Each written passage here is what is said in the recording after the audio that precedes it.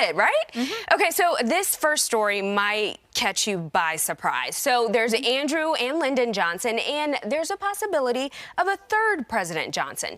Dwayne "The Rock" Johnson has been talking about running for president the last few years. The Rock says his goal is to bring our country together and feels like that's what the people want too. In 2016, he told British GQ that he has thought of running for governor and the thought of being president is alluring. I didn't know that he was so political. Into this, yeah.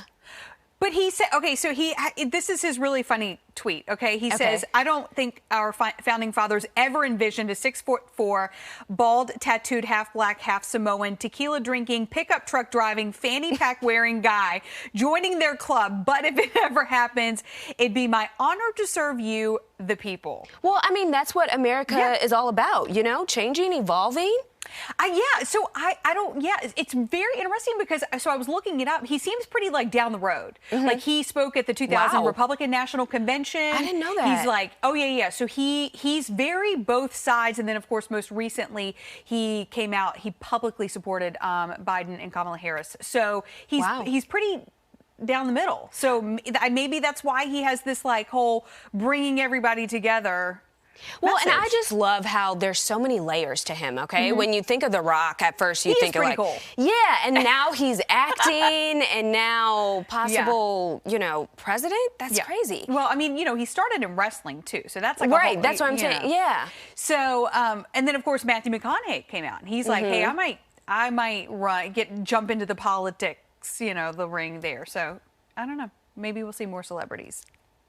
So if you're looking for a way to get a salty and unique texture in your salads, this recipe, you're saying unique texture, is not my thing. It's going viral, but I think you're going to think it's viral for all the wrong reasons. So introducing the crunchy snap pea popcorn salad.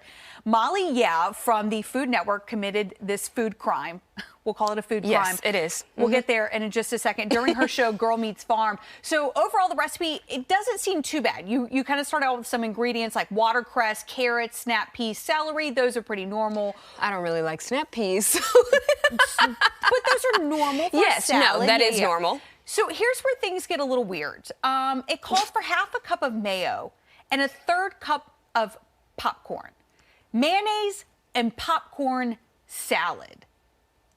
Ugh. It's super creamy. It's super... It is why don't we just add regular corn? That would be fine, right? Right.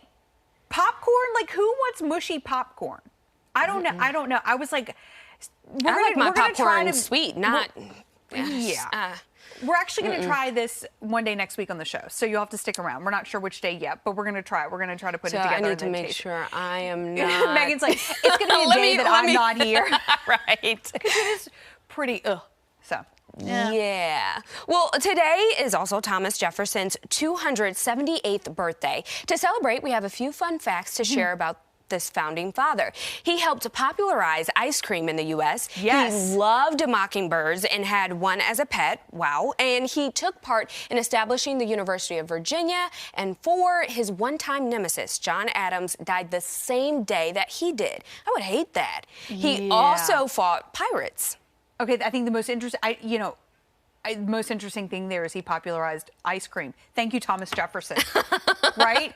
We all thank you. Every Tasty Tuesday that Chris Michaels goes on and brings some ice cream back. I'm like, yes, TJ.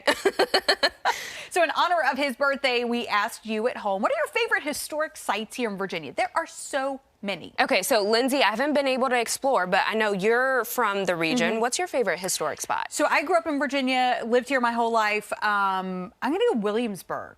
Go at Christmas time. It's really pretty. Okay. They have a decorated. Noted. Yes, noted. And Keaton says Monticello in the springtime with all the flowers. Also gorgeous. Okay, it's spring now. I could probably put that on my bucket list. I'm giving you seasonal suggestions here. All right. Our own Rachel Lucas says Natural Bridge. And then Iris commented saying she used to go to Monticello as a kid when she lived in Charlottesville. So pretty there. Oh, wow. And Sam says pretty much the same thing. That's his favorite historic site. Monticello is quite popular. Elizabeth says Mount Vernon, which is fitting since her last name is Washington. Of course. So to join our conversation, you can check out our Facebook page.